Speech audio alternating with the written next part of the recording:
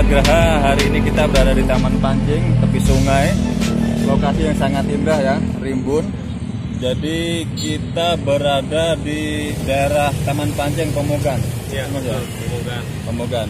Dan kita sedang menikmati pagi hari dengan Bing Bed. Dengan Bing Bed bersama ownernya. Mas Ujang, saya panggil Mas aja nggak apa ya? Ya apa ya. Bang? Kang.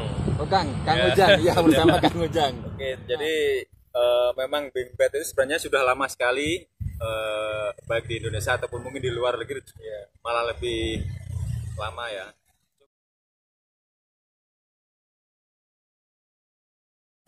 Luar sendiri di Amerika ya, setahu saya itu di tahun 2000-an. Di tahun 2000-an ya, bag ya. Ya awalnya kan kayak semacam kantong kedelai itu loh Mas. Kedelai, kedelai. Karungan-karungan itu Ya, aja ya. kemudian dibikin itu, ternyata enak ya. Akhirnya mereka mencoba mencari sesuatu yang bisa dijadikan material isi, pakai karung goni mungkin ya. Nah, kemudian mereka duduki dan akhirnya itu jadi inovasi baru di dunia apa ini ya, fashion atau furniture ini.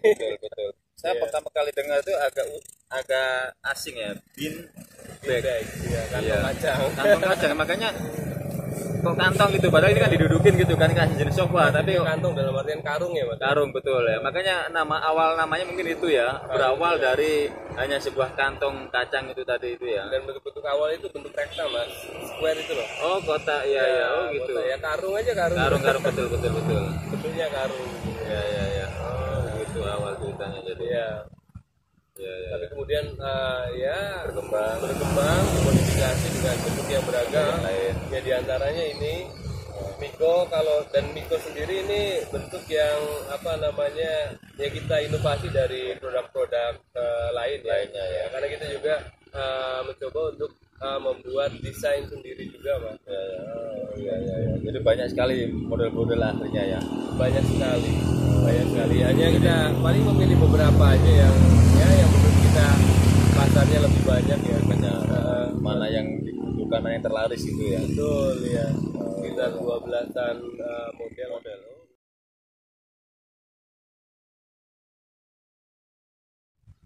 Ya, jadi kebetulan saya kan perantau di Bali ini ya, asal dari Jawa Barat.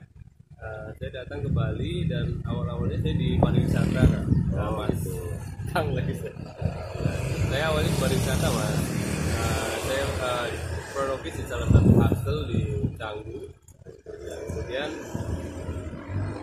saya dari di sana kan memang waktu itu belum terlalu common juga ya big bag di Jawa Barat ya, belum terlalu banyak ya. Pas saya kerja ternyata saya lihat ada big bag di tempat saya kerja dan saya disuruh sama bos saya untuk menjahit big bag yang robek. Awalnya dari situ.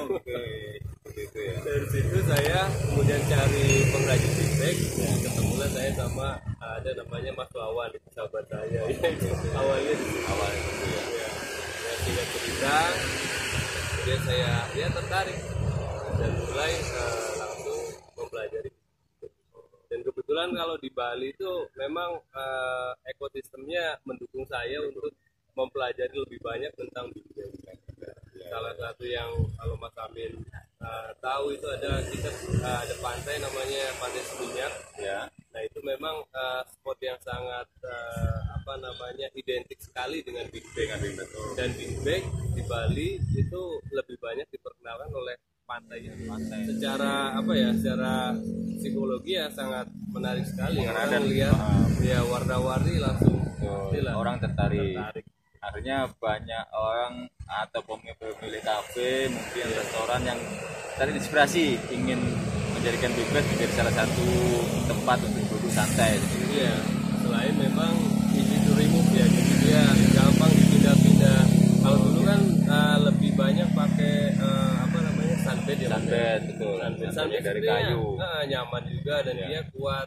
Tapi salah satu kekurangannya kan dia berat. Geser-gesernya lumayan. Dan isinya bisa banyak memang. Iya. Kalau big bag kan kita tinggal taruh di mana, kita bisa lempar-lempar, warna kita bisa sesuaikan dengan tema.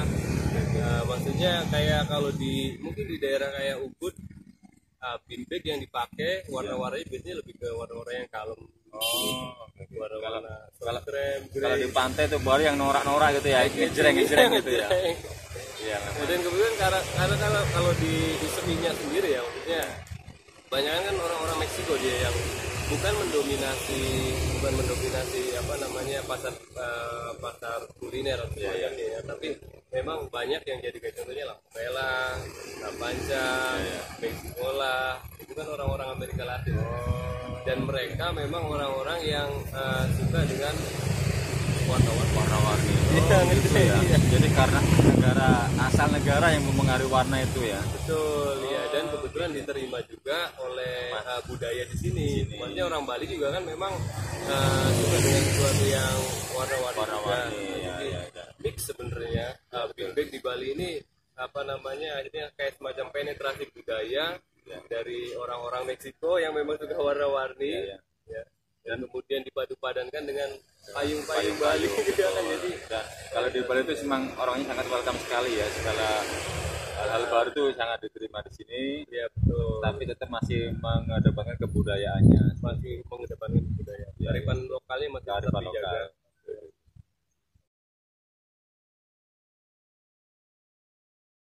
Yang pasti hotel, villa. Jadi beanbag itu sekarang bukan sebagai apa namanya additional item ya, tapi lebih ke kebutuhan mas. Saya sering menemui apa namanya mendapati ya, customer saya itu owner villa atau manajer hotel kayak gitu.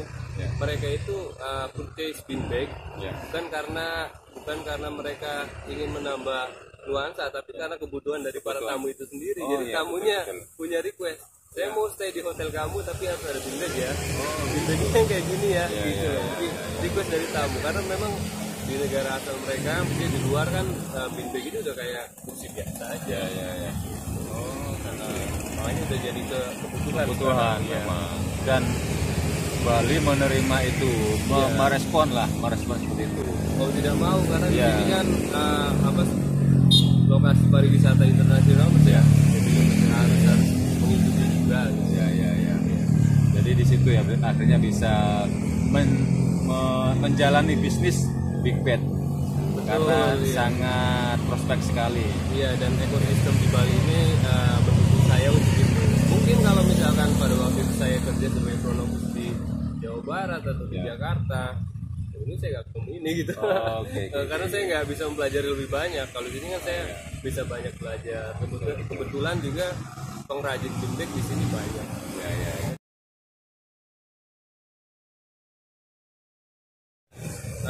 Ini kita bicara sebelum pandemi ya mas. Sebelum pandemi saya sempat ya bisa dibilang buka cabang beanbag di beberapa daerah termasuk di Jakarta ya. Ya masih merintis sebenarnya. Hanya memang ya pertama memang momennya tidak tepat pada waktu 2019 sebelum pandemi kan.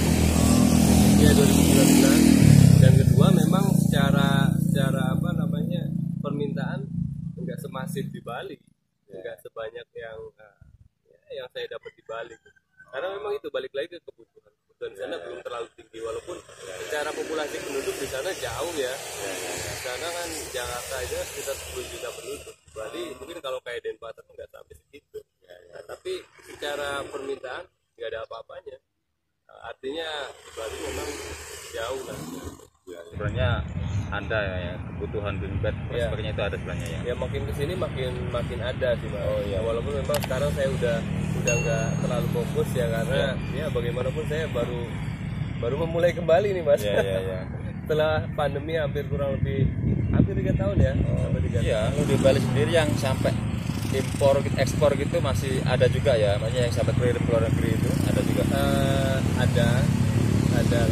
Sekarang udah mulai juga. Cuma ya belum kayak dulu sebelum pandemi ya, karena ini kan masih masa-masa pemulihan. Hanya kalau sekarang yang paling terasa dampaknya adalah event G20. Event G20 ya, kebetulan kita juga jadi salah satu vendor beanbag sana. Mantap ini. Ya. Jadi nanti beanbag malah lebih menasional dan mendunia itu ya. Iya, kalau mendunia udah jelas ya, cuma akhirnya ini ada satu event besar internasional yang kemudian menggunakan konsep warna-warni gitu loh. Oke.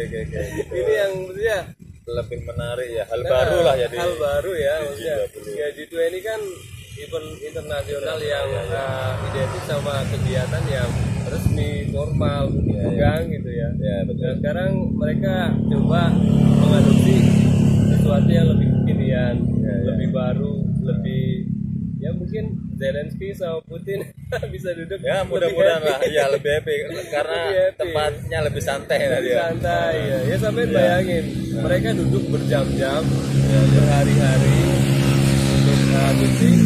Mereka butuh kenyamanan kan. Betul. Ya ketika kita duduk di tipe kayak gini Sambil kan relax itu kita ya. mau berapa jam juga mungkin kita bisa ngerasa lebih nyaman ketimbang ketika kita duduk di kursi yang konvensional ya mas. Betul. Gitu. Tapi memang ini nyaman sekali ya kalau kita baik itu di indoor ataupun di outdoor, kita itu bisa sebenarnya sambil sandaran, sambil tiduran mungkin bisa juga, masih enak juga ini. Enak sekali memang ini jadi betul ya. Begini model apa ini kalau boleh tahu ini? Ini model Miko ini. Miko ini ya. Ya. Oke, model Miko. Ya, simpel ya. Disertai dengan tali di atasnya, jadi bisa untuk diangkat. Bikin kita lebih gampang untuk bawa. Ya. Oke, menarik sekali ya obrolan kita tentang dunia BingBet itu.